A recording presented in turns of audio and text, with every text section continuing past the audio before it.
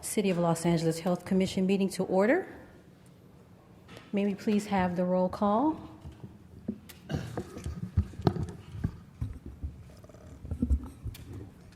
Esparza. Here. Grimig. Here. Hisrich. Here. Cotto. Here. Mandel. Present. Ozzie. Here.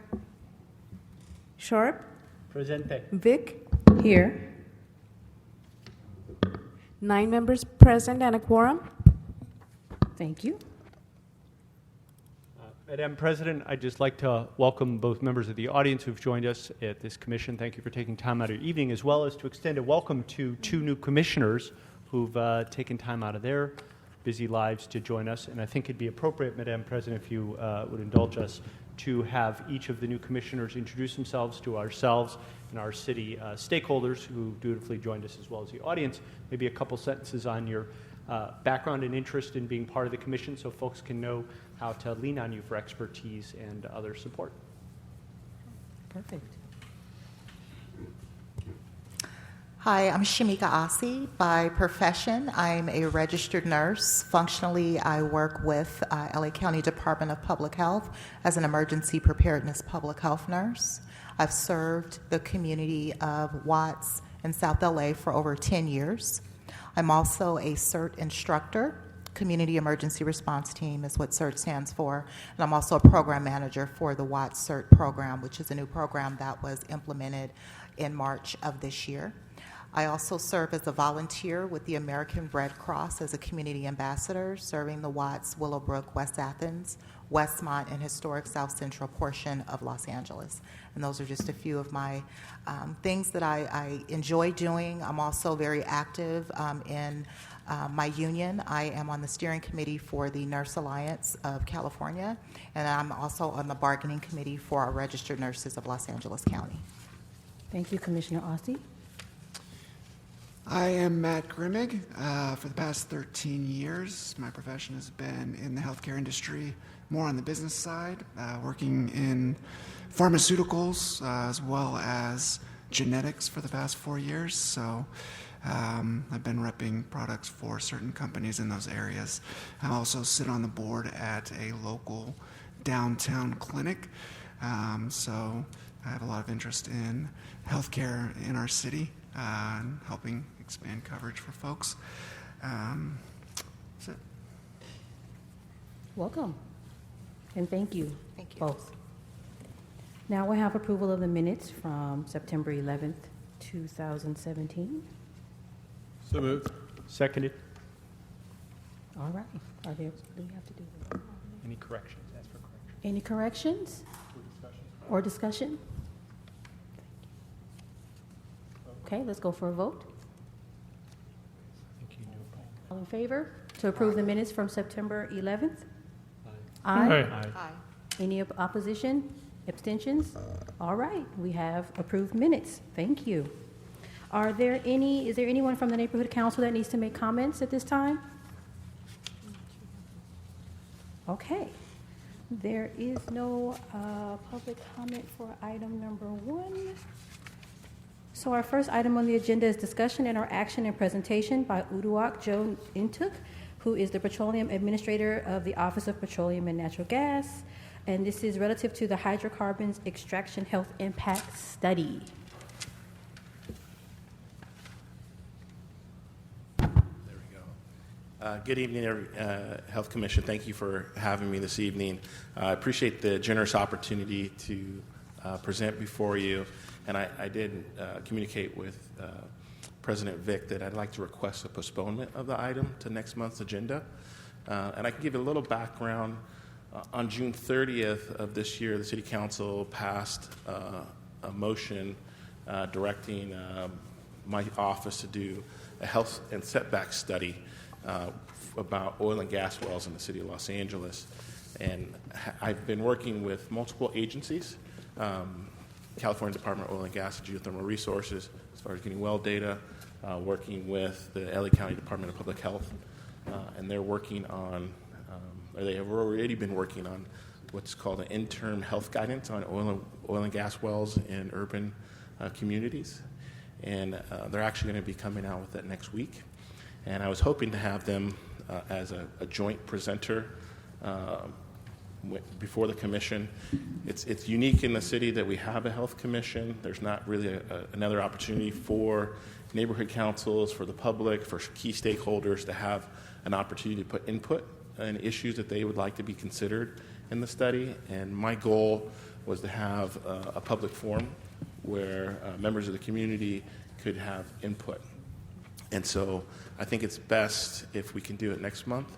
I was hoping to be able to give people at least 2 weeks advance notice. At this point, we could give them 4 weeks advance notice, which gives people time to schedule childcare or work schedules if they would like to attend. And also we have an opportunity to promote it. But we've done quite a bit of work as far as updating our oil and gas inventory in the city of Wells, talking with other government agencies both across the state and the country on what they do with health impacts and setbacks on oil and gas wells in their jurisdictions, and then also getting information from Air Quality Management District and the Public Health, or Los Angeles County Public Health Department. So with that, I'll just conclude or take any questions anyone has at this time. Madam Chair, do we have any comment cards on this agenda item? There are no comment cards for item 1. Please. We do. Okay. I was wondering, where are the comment cards? Do you want me to stay here or sit at the we stay here?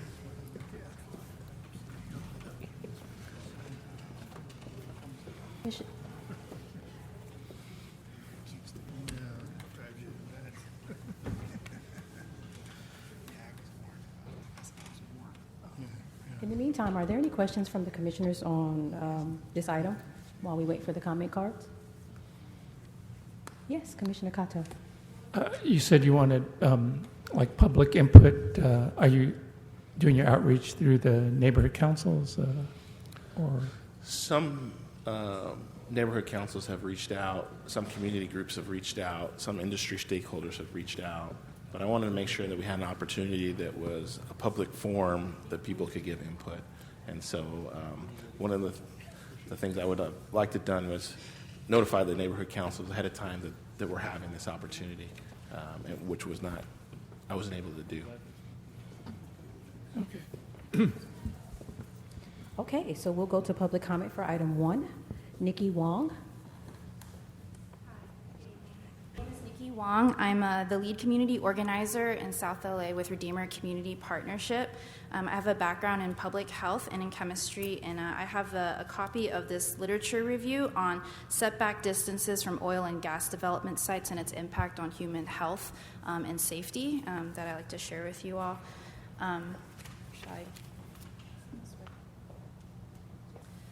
So I also live about half a mile from the Jefferson drill site. It's an active oil and gas facility that operates just 3 feet from bedroom windows. You can actually place one hand on a bedroom window and your other hand on the drill site facility wall. The facility regularly uses thousands of gallons of toxic chemicals in its operations, including hydrochloric and hydrofluoric acid, endocrine-disrupting chemicals, and carcinogens. My neighbors have endured and witnessed family members and neighbors develop asthma. People have passed from cancer, survived multiple miscarriages.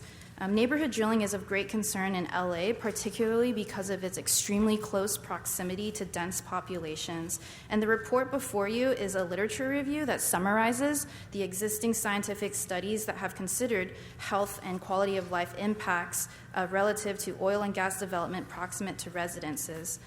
Table 2 on page 6 outlines these distances and health impacts found, and the studies all conclude that existing setback laws in the United States aren't adequate to protect human health and safety. And what's alarming is that the population density in some LA neighborhoods, like South LA, is about 125 times greater than the populations that were studied in this research. So this underscores the need for a stronger setback in LA than what currently exists in the United States. And to really be a climate leader and to protect the health of children and families in LA, just call on the city of LA to take this seriously and establish a really strong setback from oil and gas operations. Thank you. Thank you. Candice Kim.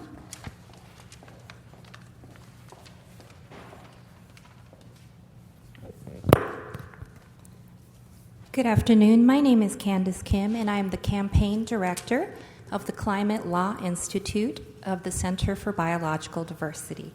I am not a lawyer. I actually come from a public health background with an emphasis in environmental health. Oil industry use of toxic chemicals in LA communities poses unacceptable public health and safety risks.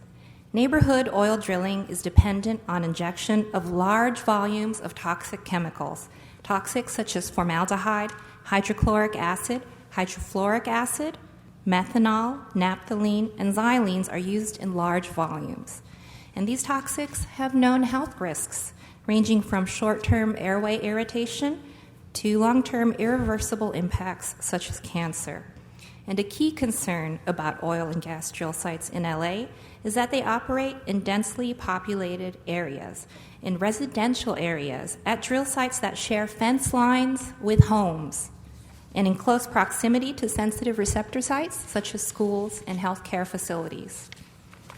Health-based decision-making must be precautionary to protect communities impacted by oil drilling in LA. It would be irresponsible to allow drilling activities in communities to continue, given the known health effects associated with the air toxics in use. The hazards are clear, and for those living in communities plagued by toxic air, the risks are definite. Based on what is already known about these air toxics, the city has a social responsibility to protect the public from continued exposure to harm. There are some who say they'd like to wait until we have more data about the impacts to these specific communities. I'd like to close with a quote from Sir Austin Bradford Hill. All scientific work is incomplete. All scientific work is liable to be upset or modified by advancing knowledge. That does not confer upon us a freedom to ignore the knowledge we already have or to postpone the action that it appears to demand at a given time. Thank you for your time. Thank you. Jill Johnston.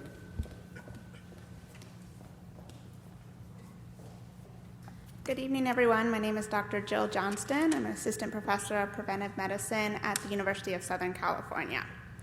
And what we know is that air surrounding oil and gas production areas is particularly vulnerable to toxic air emissions. A single drill site operates for decades, and the extraction process itself produces emissions of multiple health hazardous air pollutants, including benzene, toluene, ethylbenzene, xylenes, formaldehyde, hydrogen sulfide, and methylene chloride.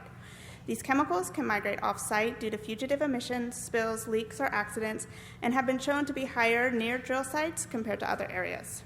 Air quality is further compromised by truck traffic to and from the drilling site or the operation of diesel equipment.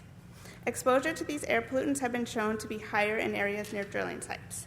Recent health surveys near petroleum extraction sites have reported symptoms of throat and nasal irritation, eye burning, sinus problems, headaches, skin problems, loss of smell, cough, allergic symptoms, nosebleeds, and stress.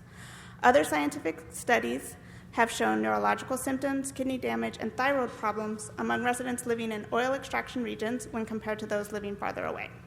In Colorado, a recent survey of scientists found that children diagnosed with leukemia had 4.6 increased odds of living in an area with a dense petroleum extraction. Studies of animals living in oil-producing regions have shown an increase in accumulation of toxin in various organs, including toxic metals, as well as damage to the kidney. The scientific literature demonstrates the human health impacts from exposure to these chemicals. Studies of acute inhalation exposure to petroleum hydrocarbons in occupational settings, as well as among residents near refineries, oil spills, or gas stations, have found increased risks of eye irritation, headaches, and asthma symptoms. So from a public health perception, it's important to act to reduce exposures to harmful pollutants at homes and in schools and workplaces. Thank you. Thank you. Michelle Prichard. Good evening, Commissioners. My name is Michelle Prichard, and I am the Director of the Common Agenda Program at the Liberty Hill Foundation, and I was able to come and speak to the Commission back in the summer of 2016, so I'll try not to repeat any of that. But for the new Commissioners, I did want to just mention that our foundation produced this report in the fall of 2015 called Drilling Down, which provides an overview of the oil and gas industry in Los Angeles, as well as a number of personal stories of residents who have lived close to facilities. So I brought copies, and I'll give them to you in a moment. I also wanted to just share a letter that was prepared by Dr. Bhavna Shamasundar from Occidental College. She's out of the country and unable to be here right now. I don't have time to read all of it. She is a professor in the Urban and Environmental Policy Department of Occidental College with expertise on issues of environmental health and environmental justice, and she has especially been working on the issue of oil and gas development for the last several years. So just one paragraph from her letter. She says, in 2016, my research team, along with Esperanza Community Housing and Redeemer Community Partnership, conducted a health survey with a random sample of 205 residents living within the 1,500-foot buffer of the Allen Co. and Jefferson oil fields in South LA. We found physician-diagnosed asthma rates to be statistically significantly higher within 1,500 feet than reported in either SPA 6 or in Los Angeles County. We also learned that 45% of respondents were unaware of oil development near their homes, and 63% of residents reported they would not know how to contact a local authority, nor to which authority to report if they experienced the onset of any health symptoms. The academic literature suggests buffers or setbacks from oil and gas development as a public health approach. LA currently has no setbacks, and I urge the Public Health Commission to support a public health protective setback in LA. So thank you, and I'll make sure to submit that electronically. Thank you. John Fleming?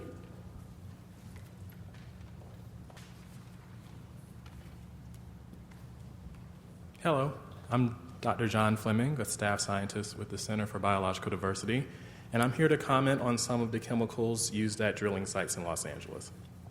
Based on South Coast air quality management data, oil companies have repeatedly used at least 35 different toxic chemicals in the city of Los Angeles over the last 4 years, equaling more than 21 million pounds. These chemicals are dangerous air toxics, chemicals that can enter the air and travel, causing serious harms to people exposed to them. These chemicals include toxics such as ethylbenzene and formaldehyde, which are linked to cancer, xylene, which is linked to premature births in pregnant mothers and low birth weights, and hydrochloric and hydrofluoric acid, which are known to cause breathing problems and heart damage. Still other chemicals are linked to eye irritation, nausea and vomiting, asthma, and central nervous system damage. This is why many of the chemicals used are found on the EPA hazardous air pollutant list, California Air Resources Board toxic air contaminant list, and the California Proposition 65 list of chemicals known to cause cancer, birth defects, or other reproductive harm. And these are just descriptions of the chemicals we know, and does not include chemicals that remain undisclosed by oil companies. So given what we know about the chemicals that are disclosed, we all have to ask ourselves if we want to live next door to sites where these chemicals are used, because there are people who are currently in that situation in the city of Los Angeles. Thank you. Thank you so much. Martha Arguello? Good evening, Commissioners. My name is Marta Dina Arguello. I'm the Executive Director of Physicians for Social Responsibility. I'm not a physician, but I've spent the last about 35 years working in the public health world, and I'm also the co-chair of the STAND Coalition, which is Standing Together Against Neighborhood Drilling. Thank you for this opportunity, and we understand that there will be a chance to do this again on November 11th. And those of us who are advocates, wanted to come and share some of the sort of the framing, right? One, the Commission has heard some of this information before, so we encourage you to go through the records of old meetings. We've presented information on where the drilling sites, so you have a sense of what the issue is in preparation for that hearing. But what we're asking the Health Commission to do is really take on its role as stewards of the health of Angelenos and begin to help us address this dangerously bad practice that happens dangerously close to people, for which there is a perfectly safe alternative. And so we look at this both in terms of the acute impacts that residents feel and the stories that you will hear, that you've heard today, but you will hear many more on the 11th. But we also have a responsibility for health of future generations. And so we can't forget that while these sites are making people sick today, the hydrocarbons that are pulling out of the ground are ending up fueling global climate change. And so we have the health of the planet, the health of people right now to consider, and we ask you to use a public health framework that calls for prevention, and we can move upstream to solve these problems. And the Health Commission has a very important role in actually making health the most important thing, which often for residents and many of us that is the most important thing that somehow fails to make its way into our public policy. And so we're really calling on you to have to listen to community voices and be real leaders in helping us protect the health of Angelenos today and in the future. Thank you. Thank you. One question. Do we need to have a motion to move this meeting, this agenda item, or? No, it's the chair's prerogative to continue to a different date. Okay. So we'll continue this item to the November 13th Health Commission meeting. Okay. All right. November 14th? I think it's Monday the 13th. Monday is November 13th. I think it's November 13th.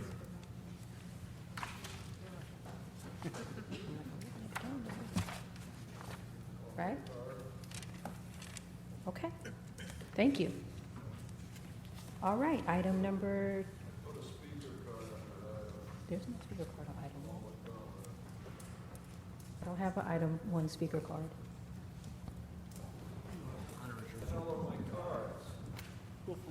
Wayne, why don't you come up and start presenting, and we'll find the card.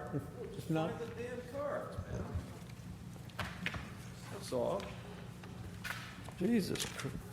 I put in on general public comment, you don't call it, puppet or friend. Now, what you have with these oil, I've invested in oil and gas, so it's not like the rest of these scientists. So what you do is these oil wells, they start producing less and less and less, so you have to pump life into them.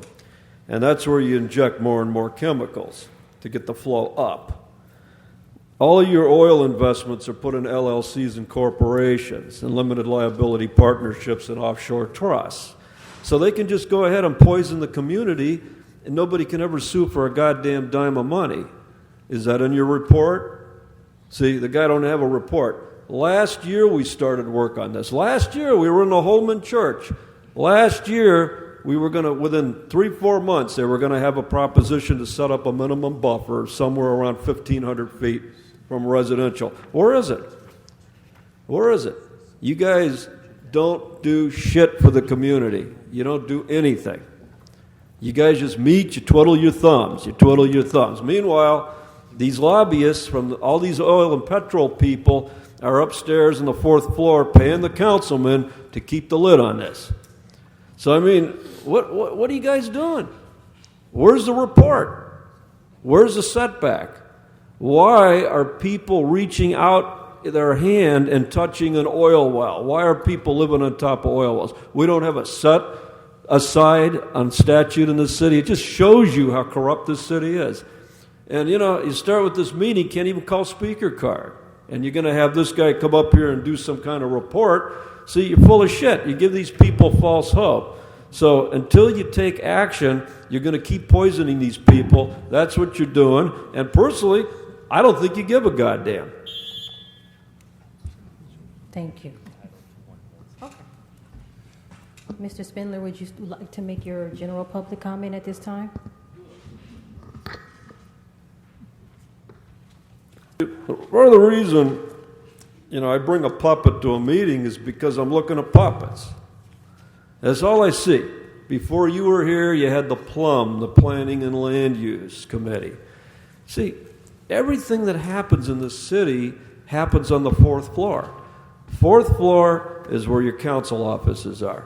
And all you have to do is pay off the councilman. That's all you have to do. So you're in the CD8, CD9, CD10, wherever those oil wells are, they're going to be the 8th, 9th, 10th. That's going to be Kern Price. That's going to be Marquise Harris Dawson. That's going to be Herb Wesson. See, they got a lock on it, man. They got a lock. They're poisoning their own people. They get on TV. They call me a racist. They call everybody a racist. Everybody's a racist. The racists are the black politicians that keep selling out their own community for fucking dollars. That's the racist. It's been going on 100 years. You don't have one black leader that stands up to these motherfuckers. Not one of them. Do you ever see one of them get on TV and go, how come we don't have a set-aside?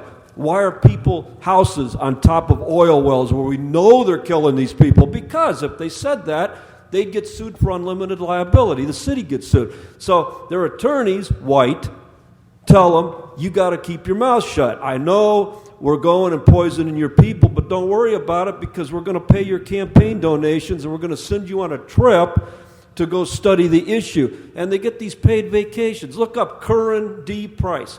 How many trips did he take? Okay? Comes from a poor neighborhood. How many trips? 20. Okay? At $4,000, $5,000, $6,000, $7,000 a piece. So all that's going on is that there is nobody representing these poor communities. All sold out to these petrochemical assholes. That's what it is.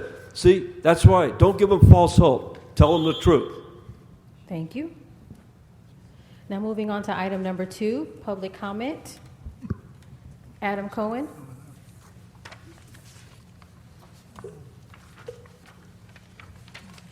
Good evening. My name is Adam Cohen. I am the Director of Advocacy and Policy Research for AIDS Healthcare Foundation.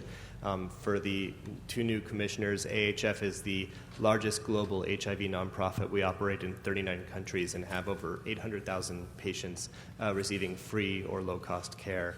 A lot of the advocacy work that we do surrounds STDs and HIV in Los Angeles County, as well as recently establishing a homeless housing initiative where we purchased, I believe it was a $6 million building to provide low-income housing for people living with HIV. So during the also just wanted to share that my mom is also an emergency preparedness RN, and she is up in Northern California fighting the devastating fires right now. But I will save my conversation about the new STD rates for the item 4 agenda discussion. Thank you. Okay. Mr. Spindler. All right, number 2. Yes. Okay, we're going to empty commission seats. Well, I don't know if we have any empty commission seats left. But it's very simple. It's called common sense. Go out Alvarado. You start on Alvarado, you go James M. Woods, and you drive all the way up Alvarado, left and right, tents and tents and tents of people living in tents, poor, homeless. You go under the freeway pass, you know, the one you turn left and right on to go home on the 101. Why, with all this H money and H money and all this fucking money from all of these taxes that you pass, why is there a single person on the street? There shouldn't be one. There should not be a single person without a roof over their head. Not one. And the fact that there is a disgrace not only to the city, it's a disgrace to this commission. You're right out there with hepatitis A, just waiting to blow. You're waiting to blow. You got all of these campers. They had committee meetings. They got nowhere to put the crap inside of the campers to unload it, so they unload it in the streets. Is that unhealthy? Yeah, it's unhealthy. We got a public health danger of the worst kind going on all of these streets. They're not doing nothing about it. Why? Why? Why aren't we taking these people off the streets and giving them housing and health care and showers? Why?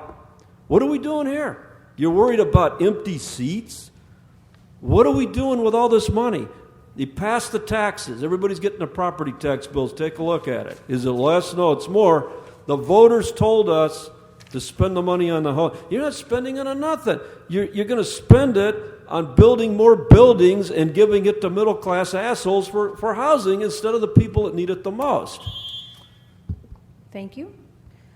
Commissioners, any discussion or action relative to filling the empty commission seats and the absentee commission members? Well, maybe just an update for the other commissioners and the general public Yes. regarding a good amount of activity for my fellow officers during the preceding weeks. There has been, as we've noticed, 2 additional commissioners appointed, which strengthens this body immensely. I am aware of 2 solid applications that have been submitted to Council District 1 and Council District 6 for qualified individuals to serve on behalf of those communities. I'm hopeful that those offices will act expeditiously and we'll have commissioners from those communities or other qualified candidates in the coming weeks. And there are a couple other seats where we need to also recruit some additional participants. Is that correct? In addition to 1 and 6? There are who are the additional empty seats? 3, Council District 3. Is it 3? Is that the only other one? Currently, she believes it's City 1, 3, and 6. Okay. If theoretically there were people being considered for seats 1 and 6, then it would only be 3. And there are several people who have said that they have some interest and have the qualifications to serve on this commission. So theoretically, we could speak to the council office at 3. Right. Just if I can ask the city attorney a question, it's not mandated by city law that the individual who's representing a district at this level, at the commission level, live in the council district, is it? I do not believe so. That was my understanding. I just want to clarify I think that. if they have some connection to the city, whether it's business or residence, I think depending on the commissions, sometimes residence is required. But I think with this commission, as long as a person lives in the city of LA boundary, I think that person will be qualified without having to qualify as to a particular district. Excellent. That's what I thought. Great. Perfect. Other discussion, questions? And the only other commissioner we've had limited attendance from in 2017 is Council District 9, and we'll engage that commissioner to ensure that she is welcomed and encouraged to join us, or encouraged to identify to the council office that it may not be a commitment she's able to continue to make, so that we can also do outreach in that district to fill that seat. At our retreat, there was great discussion about priorities and next steps, and it was the wisdom of my fellow officers that suggested the first step really is to try and get a full deck of people here with whom we can more effectively identify the needs and priorities. And I think that is the first step, even if it's a little slower and will take a little while. It's the right way to make the decision. So I appreciate both of you taking a lot of effort to get this moving. Thank you too, Commissioner Sharp. And again, really happy to have the 2 new commissioners on board, and really excited to see how we can get the other 3 online as well. Other discussions or actions needed? I don't think we need any other action at this time. Okay. All right. Moving on to item number 3. Public comment. Mr. Spindler?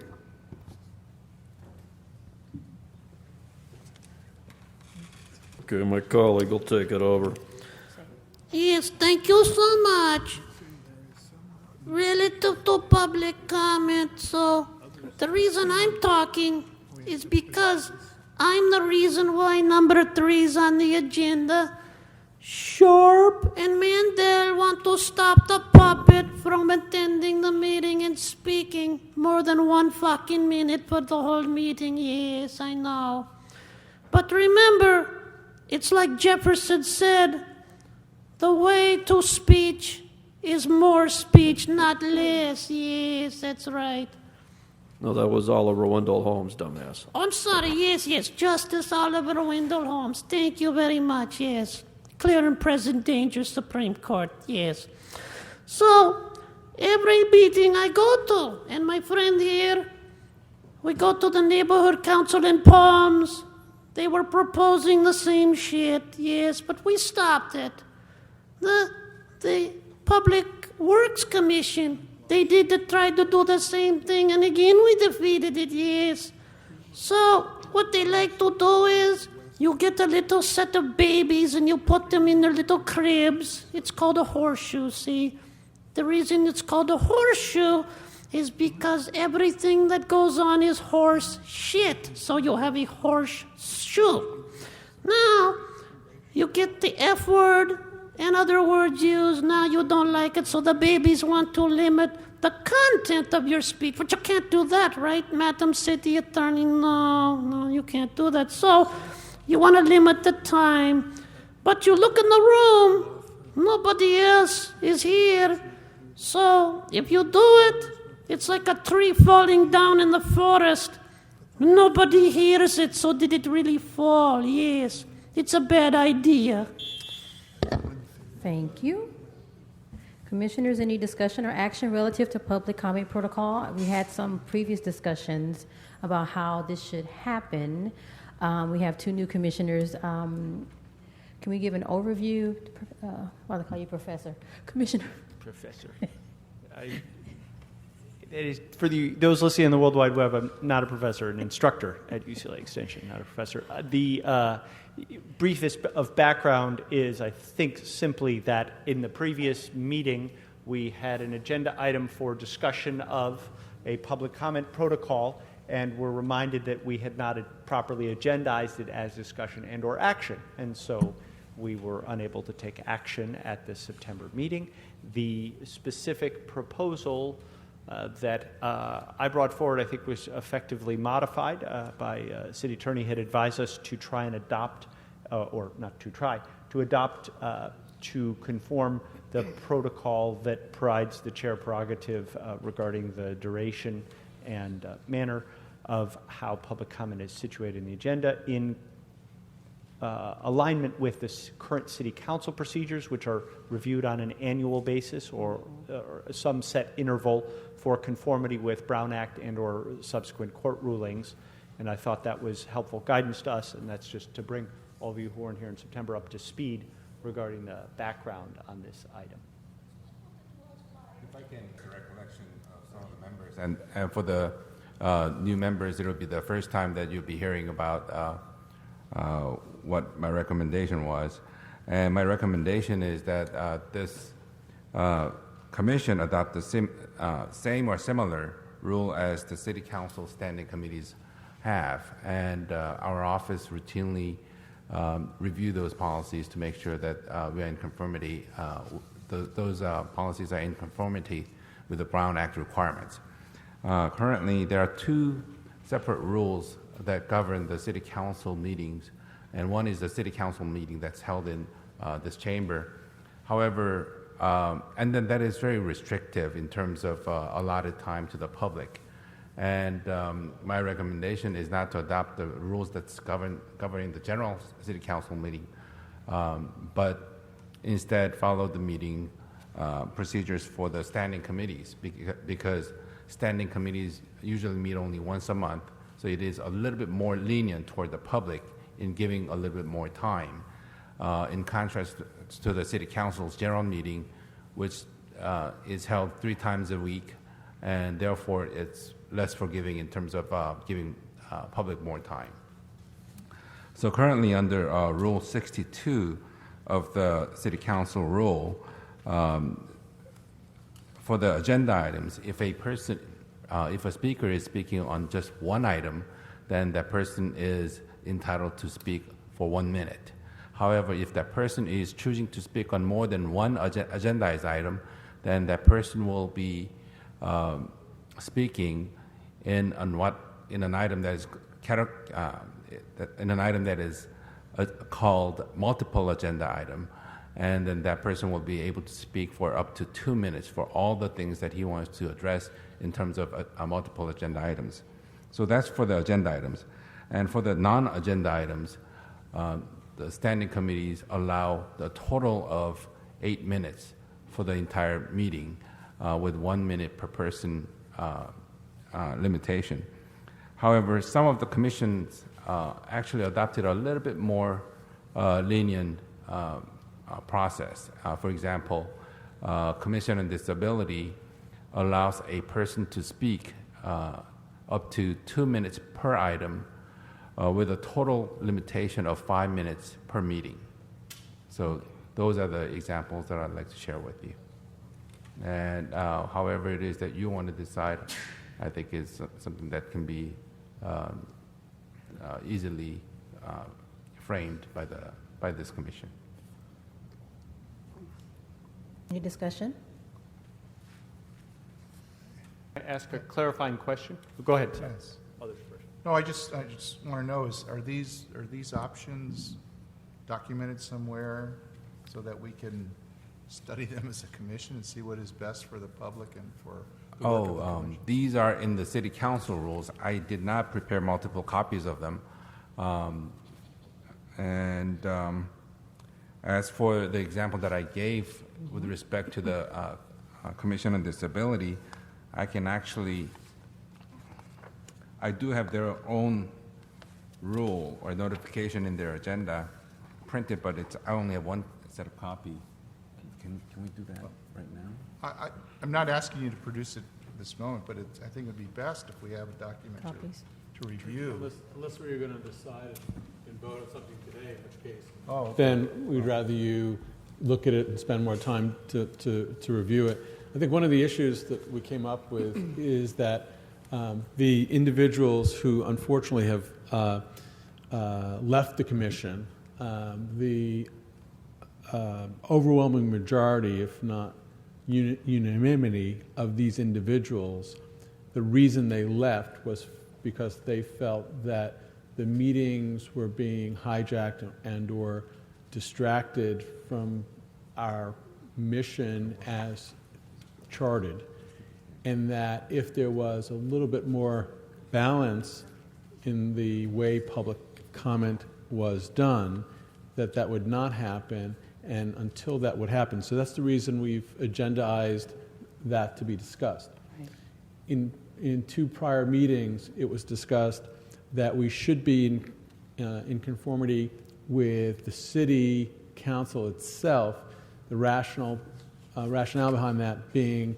that there is both the Brown Act and also other law where we want to encourage the public comment, but on the other hand, we do not want to have meetings going on to 10 o'clock, 11 o'clock at night when we have volunteers giving up their time coming here to be on the commission. And so how do you balance the need for comment?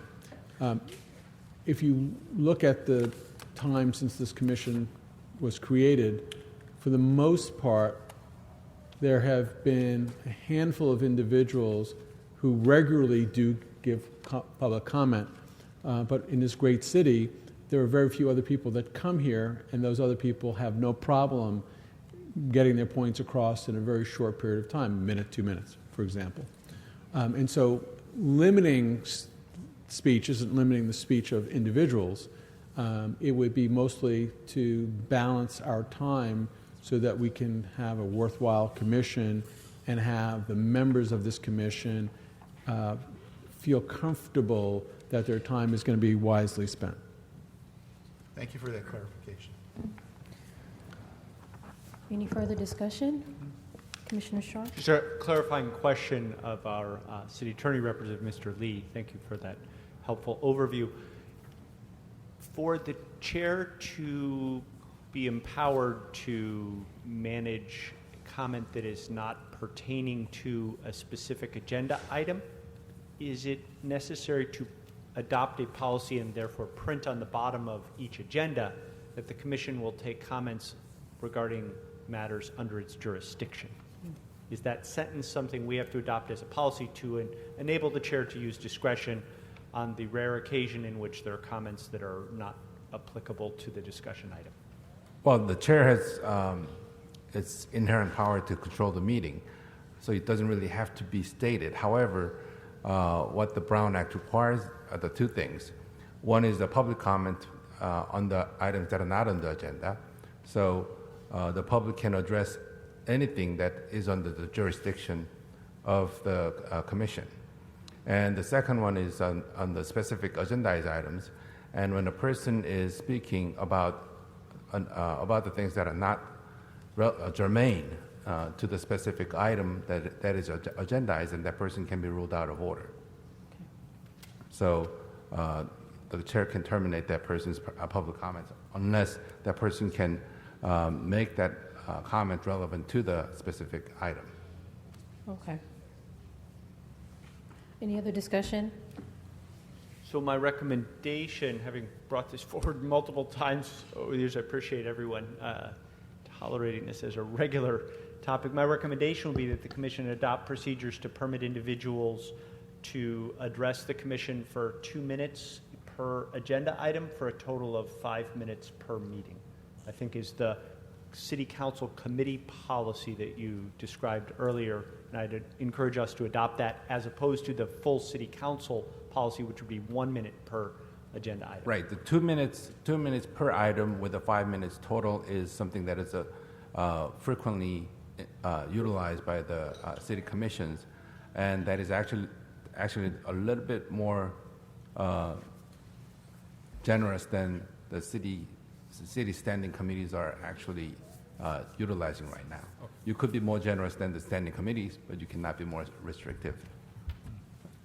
Yes, Commissioner. Just a question, just to clarify, for example, this evening, there were, I think, 4 or 5 folks that came to represent their concerns about the oil and gas, and I think each of them spoke for 2 minutes. Probably that was a total of, I think, 10 minutes. Mm-hmm.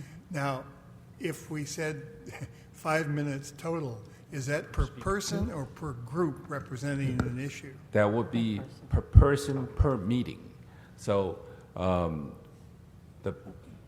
I believe there were 6 people that and each went 2 minutes. Yeah. Right, so that would have been 12 minutes. However, city council committees have adopted a rule which basically states that the entire public comment period is limited to only 8 minutes.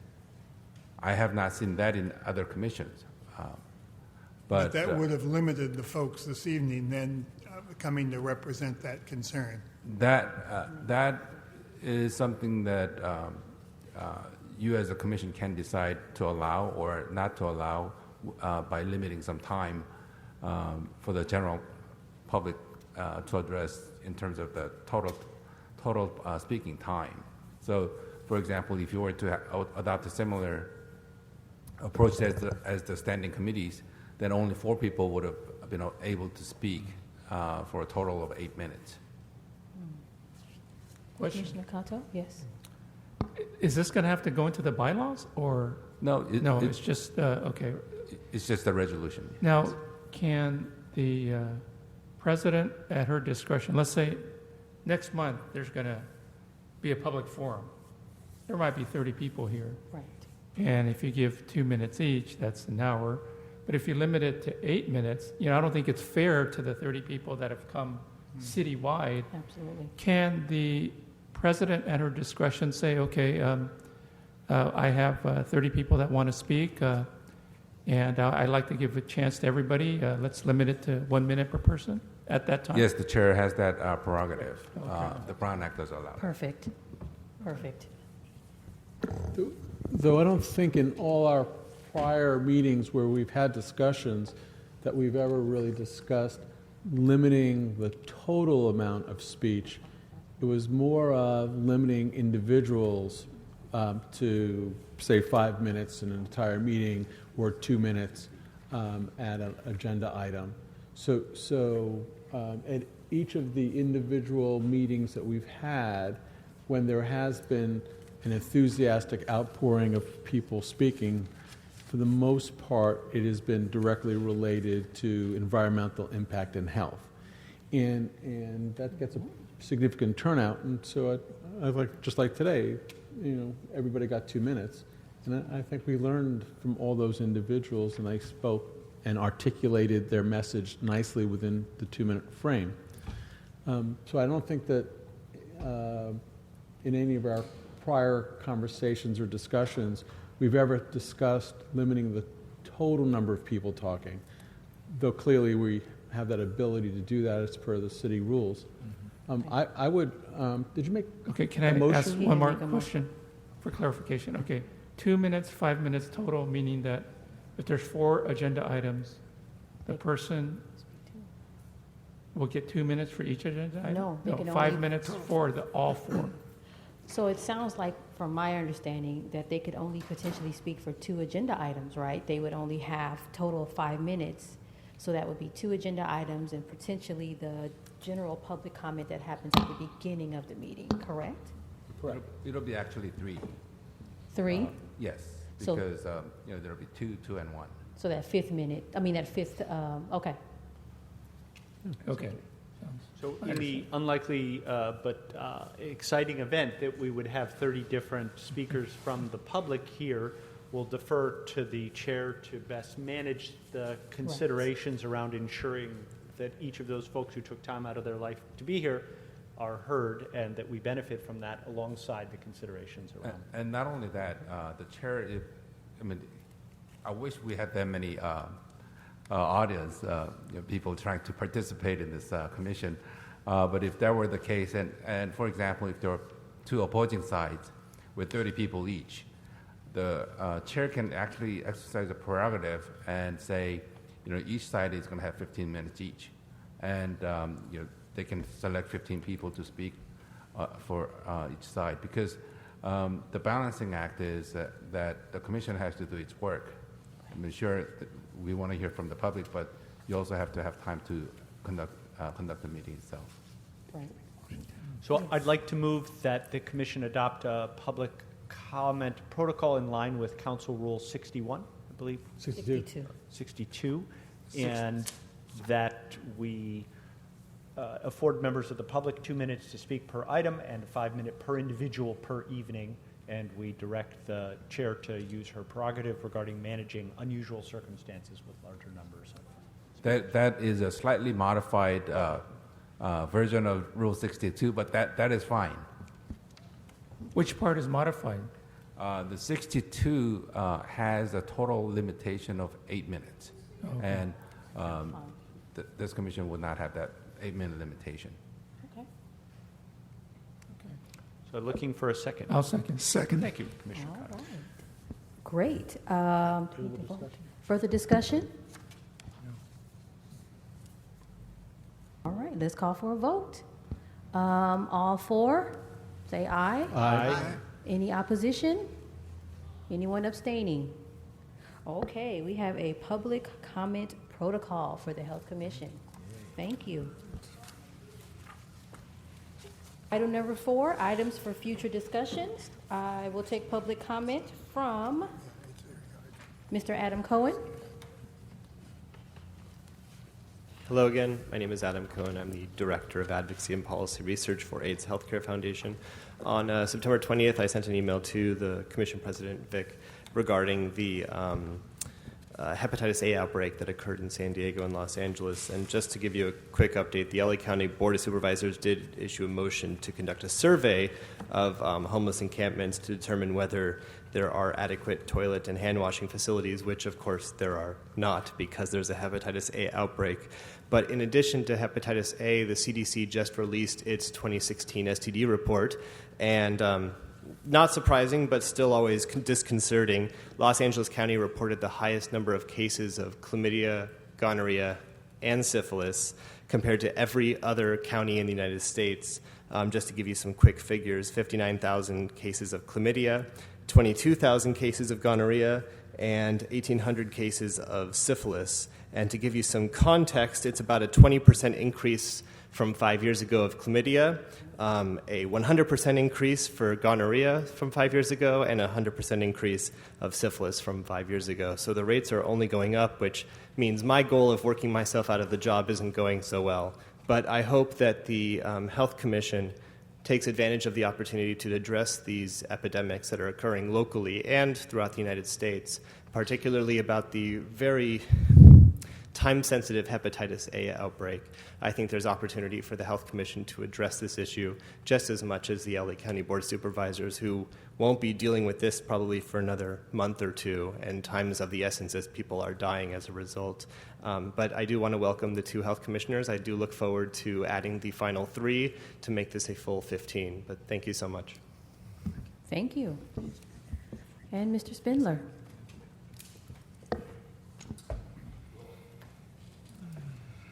All you got to do, Channel 35, LA, look at today's council meeting, look at last Friday's council meeting with Herb Wesson and this rule he's talking about, and look what the meetings have devolved into. Herb Wesson limits general public comment to 60 seconds every meeting. You don't even get 2 minutes. Now, I went to the county board meeting today. You get 2 minutes of general public comment. Watch that meeting. Compare and contrast. The more speech, the better the meeting. The less speech becomes a pissing contest. And Herb Wesson, what he did was he got so mad because there's a lawsuit. We beat him in federal court that says that we can use any language we want. So he limited it to 3 minutes on all items. 49 items, doesn't matter. You get 3 minutes. He bunches you in the front, and 60 seconds of general public comment. There's attorneys, great guy Noel Weiss. He doesn't go to the meetings anymore. There's all kinds of people now. They don't go to the meetings anymore because of these rules. So you get the gadflies. And what they do is they come in and they use their 4 minutes to torture the shit out of Herb Wesson and the other council people, because that's what you do. You push, and you get pushed back. Unintended consequences.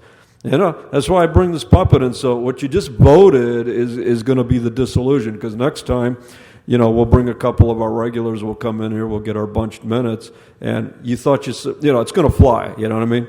We're just going to come and we're just going to rattle this place. So you get 2 minutes per item, then you don't have a problem with it. So 5 minutes is going to be the rule, including 2 minutes of general comment.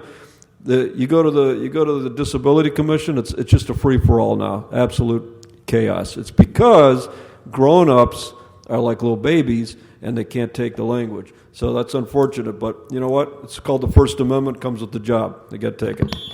Thank you. Discussion on items for our next meeting? Well, I'd love to, Madam Chair. Commissioner Sharp? I'd love to take the Commission's pulse on whether it makes sense to schedule a discussion item for action regarding the presentation we received last month on the proximity of housing construction adjacent to freeways. It was a very provocative presentation. There were several important public health concerns raised regarding the construction boom and the intersection with Los Angeles's, significant freeway imprint, in particular the adverse impact on lung capacity for very young children.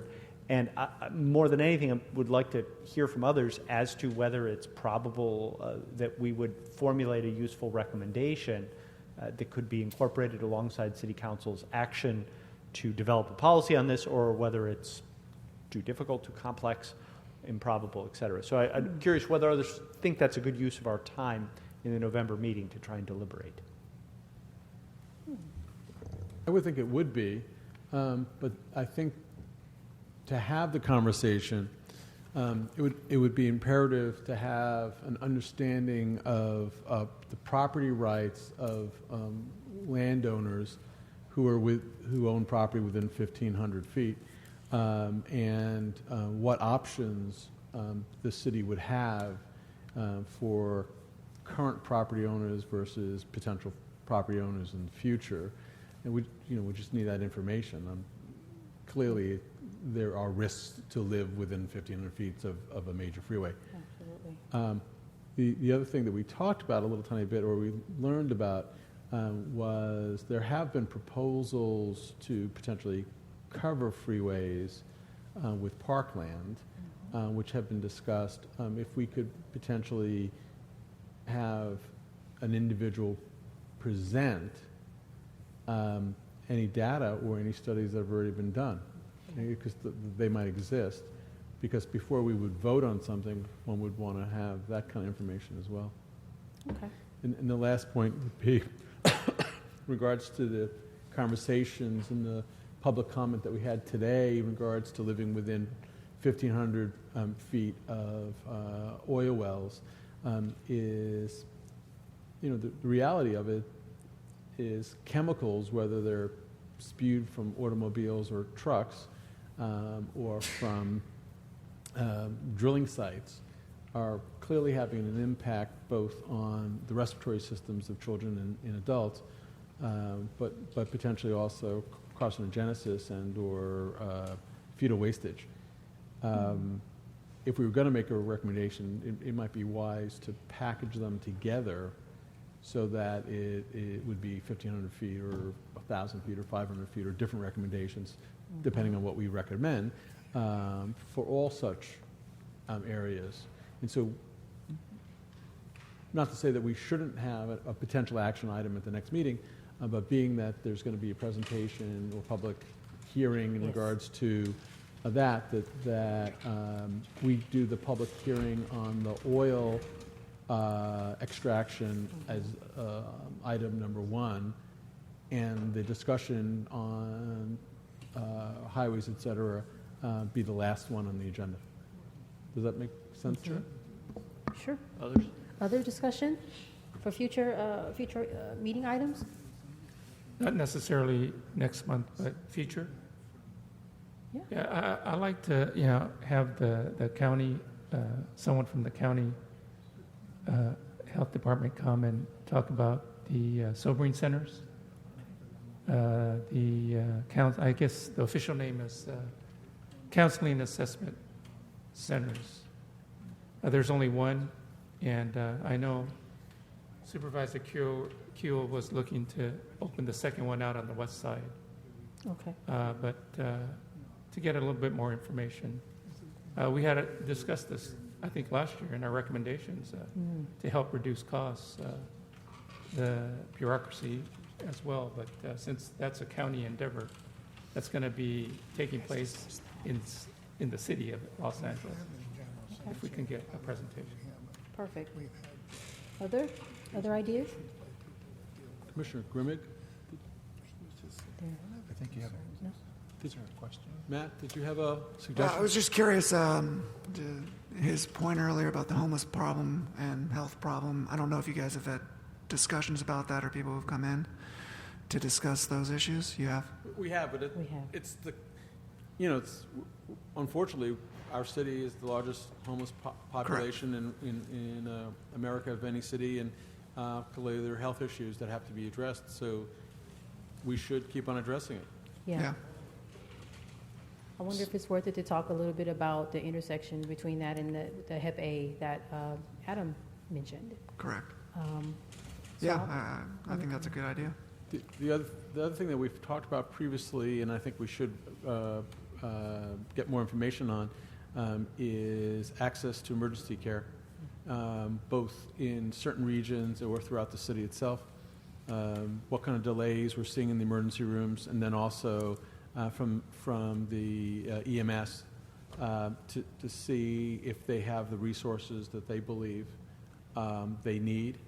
And that's also a homeless issue in this unfortunate aspect of frequent flyers is the term that super user that regularly use the 911 response because they really can't deal with being on the streets and having whatever illness that they have, or they don't have the access to get to an emergency room on their own. Okay. Could I ask a favor? If people could speak into the mic, I can't hear most of what's being said, to tell you the truth. I know we have a speaker system here, but a lot of it I cannot hear. There was something about EMS you were saying, but I don't know beyond that. That's what perked your ears up. Yeah. What I was saying, is that better? Yes, much. What I was saying was that in addition to emergency room wait times as well as access, that at the same meeting, whatever that meeting that was in the future, that we would also look at EMS, get a presentation from the head of the emergency medical services for the city of Los Angeles, who has presented to us, I think about 2 years ago. Dr. Eckert. And so that we would be updated to see if they felt they had enough resources and what trend lines are going on in regards to their services. Yeah, there has been some, would be a good update, I agree, because there have been a few things. They're moving to get more of the nurse practitioner type program and so on. So useful. Perfect. Thank you for talking. I'm sorry, but I just couldn't hear a lot of what was being said. Any other items for future discussion? Yes, I'd like to. More of a question, but we did a lot of work last year when we prepared a report and it went to the city council. I'm interested in knowing if the city council has addressed any of these issues. I mean, we keep getting some great topics, some great reports and public comment from people, and we have taken action by way of preparing a report, but what's happened with that report, and are we spinning our wheels here? Okay. I think that's a good point. I made a note of that. And I was thinking of the report as well just now. We need to start to think about our next iteration, right? Our next version. Yeah, because some of these issues were in our report. So is the city council planning on taking action? Or they just say, thank you, have a nice day, or what? Well, Commissioner Esparza, just one note that may help bring the two trains together. There was some discussion in great length for many hours at Commissioner Cotto's office where he hosted a retreat, 6 weeks ago or so. And there was a sense among the commissioners present at that setting that it would be most advantageous and best use of our time to be working through items that are on the City Council radar, distinct from items that we are hoping to put on the City Council radar, because the probability of action is greater when they've committed to, as we heard from the Petroleum Administrator, requesting a report back, attempting to make a decision. So that was part of a discussion around kind of a strategic shift to try and optimize our time and our relevance to the decision making. And we're hopeful that these particular items, as we're talking them through, have an intersection with a pending decision somewhere in this building so that we could be of use to that process and ultimately impactful. And that's the hope going forward, is to try and pick and choose items relative to the probability of movement. Yeah, my hope is that the commission is adding value to the decisions that they may or may not make, but so the first step to that is to choose items for discussion and action that are actually being considered. Right. And the vast bulk of what was in last year's report had not been considered by City Council and still has not been considered by City Council. And so the consensus of the group, in a narrow majority, I will acknowledge, was to try and focus on things that are already in process or discussion at some level so that the value add can be more tangible. Other items for future discussion?